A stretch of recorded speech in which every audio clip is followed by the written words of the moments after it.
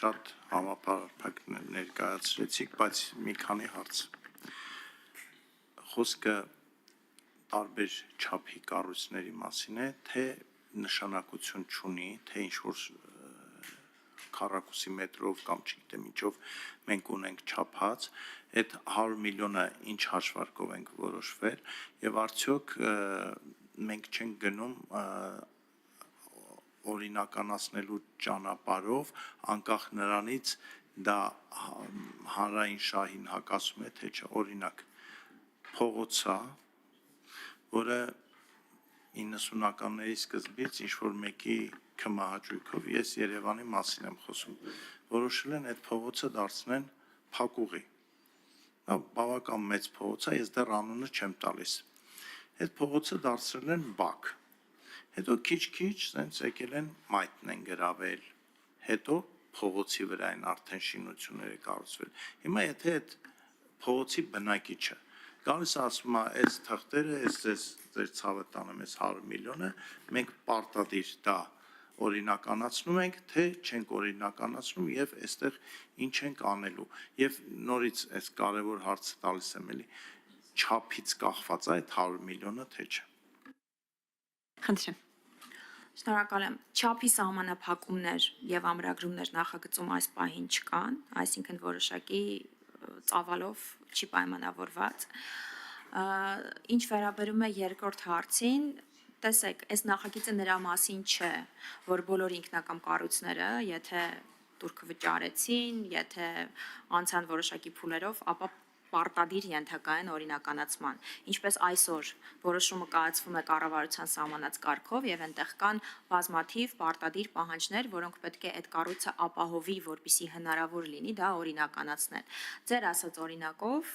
իհարկե հստակ փաստակազմին չեմ տիրապետում, բայց եթե հիփոթետիկ խոսենք, ձեր ասած օրինակով այնտեղ պետք է նաեւ գնահատվի արդյոք ինքնակամ կառույցի օրինականացումը խախտում է երրորդ անձանց իրավունքները եւ օրինական շահերը թե ոչ։ Արդյոք դրանք այնպիսի խտությամբ են կառուցված, որ ապահովում են քաղաքաշինական նորմերի պարտադիր պահանջները, հակահրդեհային նորմերի պարտադիր պահանջները։ Հետևաբար այս բոլոր պատասխաններին բացասական տալու պարագայում այդ ինքնակամ կառույցը գործող իրավակարգավորումների իմաստով օրինականացման ենթակա չի անգամ այսօր, անկախ դրա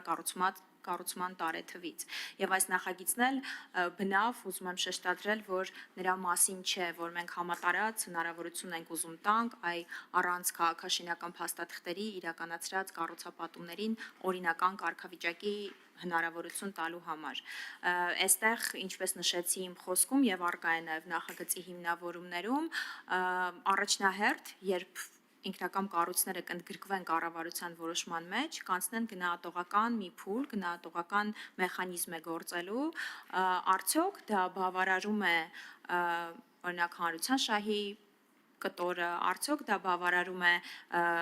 այն հանգամանքը, որ պետք է որ այդ գույքը տնտեսական շրջանառության առարկա դառնա եւ ոչ թե ուղղակի քանդվի եւ հողին հավասարեցվի, թե ոչ։ Դրանից հետո էլ արդեն երրորդ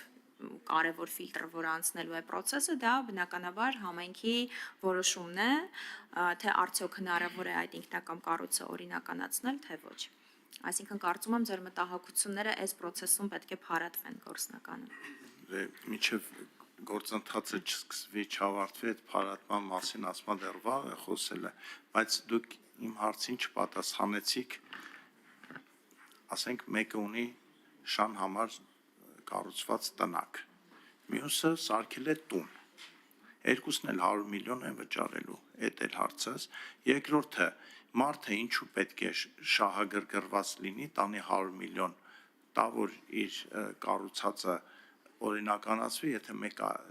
շարունակում է շահագործել, այդպիսի մի գեղեցիկ կառույց ունենք քաղաքի կենտրոնում ամենաերևացող տեղում, ինչ խնդիրն է, շենքը կա, մարդը օգուտը ստանում է, ինչի պետք է գա օրինականացնի, օրինակ էլի։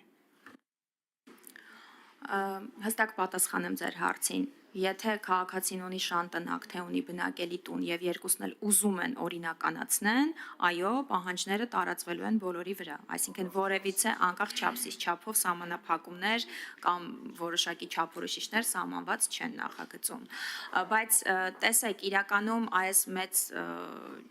Турքի սահմանման հենց տրամաբանությունը ընկած է նրանում, որ շան տնակը, օրինակ, եթե քանդվի, եւ հետո դրանից հետո քաղաքացին գնա եւ իրավական process-ներով սկսի իր նույն գործընթացը, այսինքն եթե կարիքը կա դիմումա համայնքին, նախագիծը համաձայնեցնում է, ստանում է համապատասխան քաղաքաշինական փաստաթղթեր եւ նորից կառուցում է, եթե այդ հնարավորությունը կարող ենք տեսնել, որ ավելի իրատեսական է փոքր տնակի դեպքում, կարող են լինել օրինակ այնպիսի մեծամասշտաբ կառույցներ, որոնք որ ասել, որ զրոյացրեք, հավասարեցրեք, քանդեք եւ դրա հետևանքով օրինակ քաղաքացիները կկորցնեն աշխատատեղեր, պետությունը իր հարկահավաք գործառույթը չի կարողանա պատշաճ իրականացնել եւ այսպես կարելի է այս շարքը թվարկել, ապա մենք կարծում ենք, որ նման մեխանիզմի հնարավորություն ընձեռելը կախված, չգիտեմ, օբյեկտիվ, սուբյեկտիվ հանգամանքներից այդ շինությունը կառուցվել է ոչ այն ճանապարհով, որ ճանապարհով, որ օրենքը նախատեսում է, սակայն եթե դա իրենից ներկայացնում է այնպիսի տնտեսական շահ իր իրավատիրոջ համար, հանրային շահ քաղաքացիների համար, պետության համար շահ, որպեսզի կարողանա գույքահարկ եւ, չգիտեմ, տնտեսական ձեռնարկատիրական գործունեությունից, հարկահավաք գործունեությունը իրականացնելու, ինչու չտալ այդ հնարավորությունը,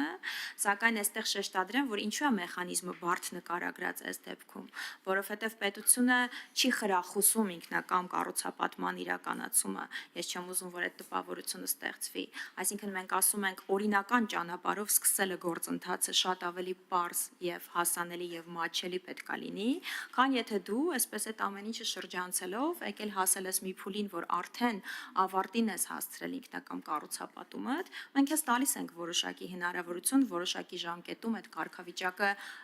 ֆիքսելու, օրինականացնելու, բայց քաղաքացին պետք է պարզ գիտակցի, որ պետության եւ օրենսդրի նպատակը նա չէ, որ այդ process-ը ավելի դյուրին լինի, քան օրինական ճանապարհով քայլերի հաջորդականությամբ սկսել եւ կառուցապատումը ավարտելը։ Շնորհակալ եմ։